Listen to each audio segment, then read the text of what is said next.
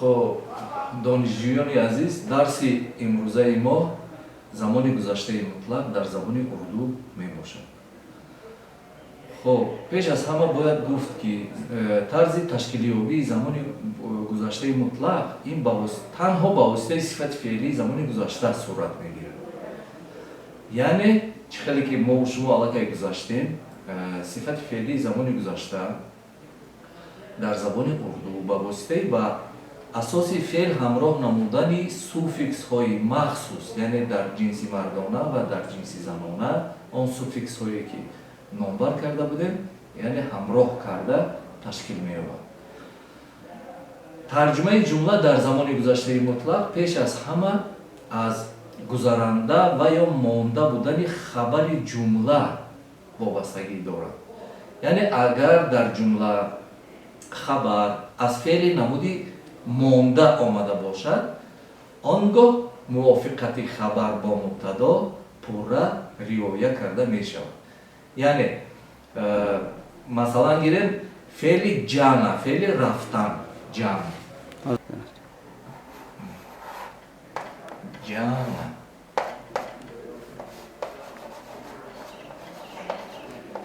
رفتن. فعل جانا بچه ها چخیلی که ما میدونیم این فعل نمودی مانده می باشد. بنابراین تنها نگران می شود به طرفی به سوی مبتدا، یعنی از لحاظ جنس و شماره و شکل هم با مبتدا موافقت می کند. این چنین فعل های دیگر مثلا بیت نشستن، سان خواب رفتن چخیلی که معلوم است این فعل های حرکت و حالت نامیده می شوند و این فعل ها هم به گروه فعل های نمودی مانده شامل هستند. فرض کرده من جمله من به مکتب رفتم. من به مکتب رفتم.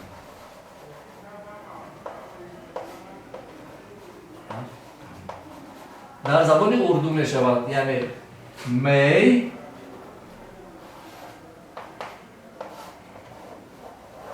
اسکول کو گایا. چطوری که معلوم است فعل جانا در شکل صفت فعلی زمان گذشته شکلش رو تغییر میدهد و در شماره تنهای جنسی مردانه گایا. اگر در جنسی زنانه باشد چطوری که معلوم است یعنی گایا نیو چی می شود گایی. انا اکنون در این جمله چطوری که میبینیم موافقتی خبر با مبتدا یعنی از روی جنس و شماره خبر و مبتدا یعنی موافقت کرده است. انا اکنون این نمودی جمله ها رو در زبان اردو یعنی ساختاری مبتدایی یا اینکه کنسترکسیای سوبیکتی مینامند.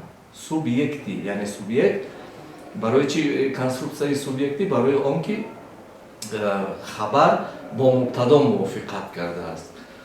اکنون میگذاریم با دیگر فعل ها. اگر در جمله فعلی نمودی گذرانده آمده باشد آنگاه چی می شود؟ فرض کردیم فعلی پرهنه چی ترجمه می شود؟ خواندن. درست. پرهنه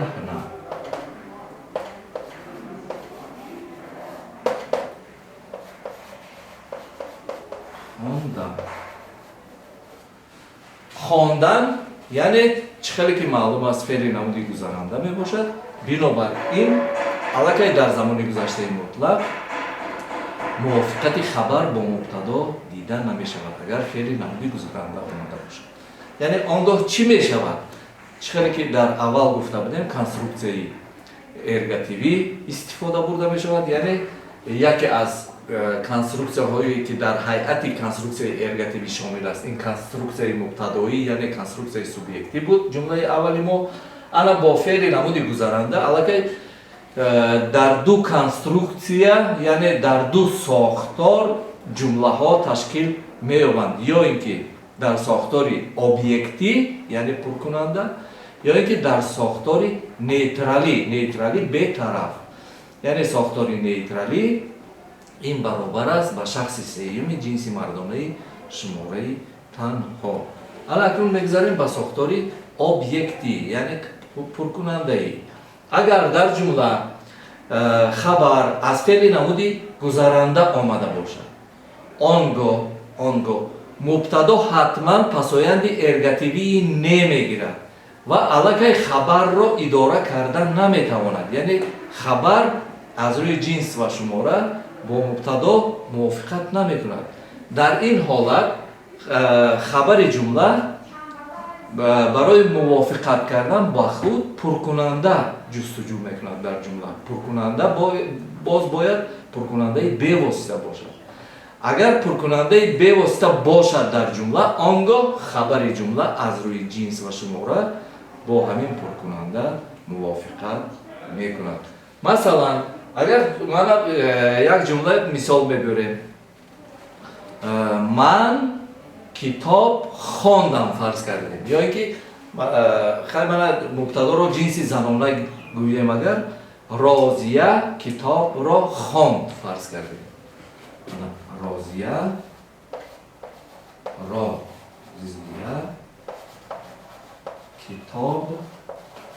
китоб хонд. барои чи китобро нагуфтем? Барои ки китобро агар гӯем вай сохтори нейтралӣ мешавад ки ҳозир пас аз он ман ба шумо гуфта медиҳам. алакнун дар чунин ҷумла розия мубтадо аст, хонд хабари ҷумла аст. мо менависем разия ҳатман пасоянди эргативии не мегузаронем. Ин пасоянди мубтадоӣ аст. Бинобар ин модоме ки пасоянди эргативии неро ба мубтадо ҳамроҳ кардем, яъне мубтадо шаклаш бавосита шуд ва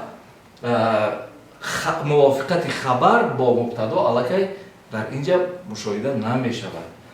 Давомаш разия не китаб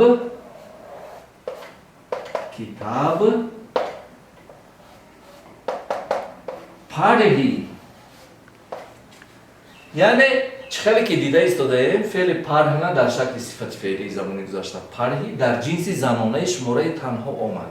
барои чӣ? Инҷа мувофиқати хабар бо пуркунанда сурат гирифт.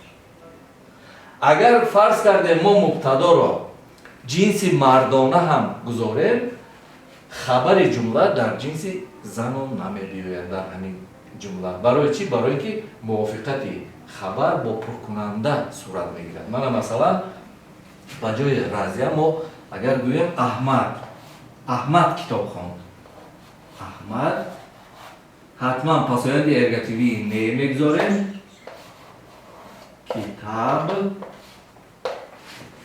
хоб падҳӣ. яъне чӣ хеле ки дида истодаед, бо вуҷуде ки мубтадо ҷинсаш занона аст ё мардона аст, хабари ҷумла як тарз дар ҷинси занонаи шумораи танҳо ифода ёфт. барои чӣ? Барои он ки дар инҷо хабар аз рӯи ҷинс ва шумора бо пуркунандаи бевосита мувофиқат кард. анакнун ин сохтори ҷумла ном дорад сохтори объектӣ. яъне объект яъне ин пуркунанда аст, пуркунандаи бевосита. анакнун сохтори нейтралӣ ё ин ки бетараф чӣ хел сурат мегирад дар замони гузаштаи мутлақ? дар сохтори нейтралӣ ҳам хабари ҷумла бояд ҳатман аз феъли намуди гузаранда омада бошад. мана ҳамин мо дур намеравем, ҳамин ҷумлаҳоро мегирему мо сохторашро тағйир медиҳем, яъне нейтралӣ мекунем.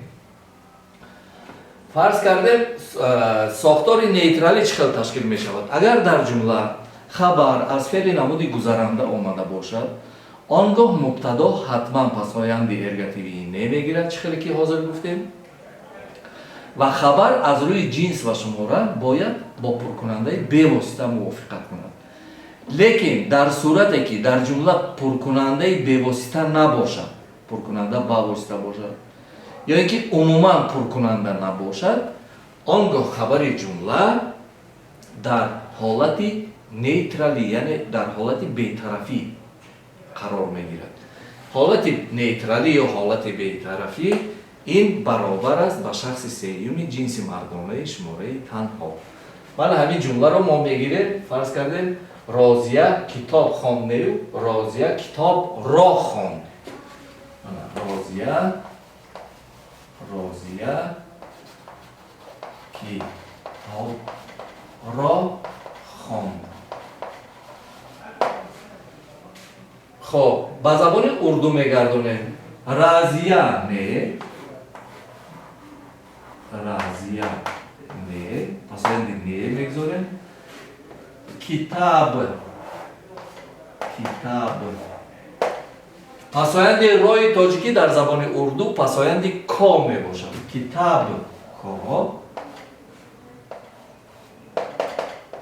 پرها برای چی پرها برای آن که در اینجا خبر چخیلی که گفتیم در شکل نیترالی در ساختار نیترالی خبر شکلا در شخص سیومی جنسی مردانه شماره تنها می ایستد که آن شکل نام می شود در شماره تنهای جنسی مردانه پرها.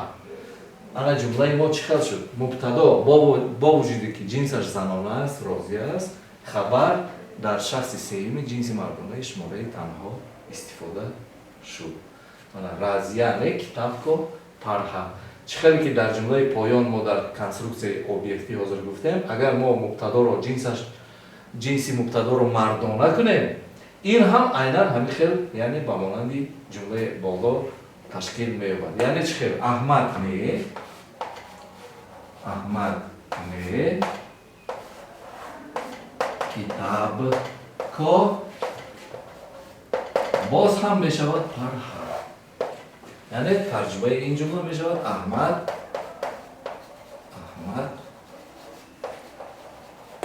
کتاب رو خواند. احمد کتاب کو پرها. با وجودی که در همین دو جمله که در بالا من آوردم مبتدای یکمش جنسش زنانه است مبتدای دوم جنسش مردانه لیکن خبر جمله با نه مبتدا نه پرکننده با یگان همین اعضای جمله موافقت نکرده در حالت بی‌طرفی یعنی نیترالی قرار گرفت. انا همین بود یعنی دایر به کنسترکسیون ارگاتیوی در زمانهای گذشته یعنی زمانهای پرفکتی گفته این زمانهای مطلق را می‌نامند در زبان اردو یعنی تشکیل می‌یابد.